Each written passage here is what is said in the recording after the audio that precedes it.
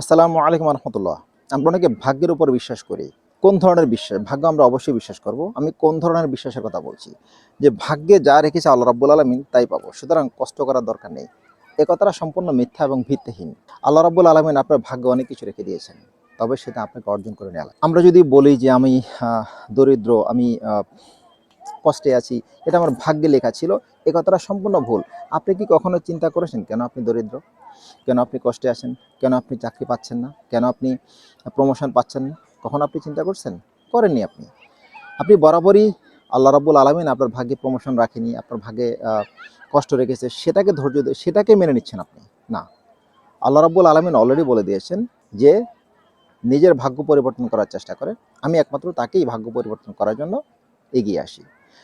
আপনি যদি নিজের ভাগ্য নিজে পরিবর্তন না করতে চান আর আল্লাহ রাব্বুল আলামিনের উপর সব ছেড়ে দেন, তাহলে কিন্তু হবে না। আল্লাহ রাব্বুল আলামিন কারো ভাগ্য চেষ্টা পরিবর্তন করবেন না, উনি নিজে এসে।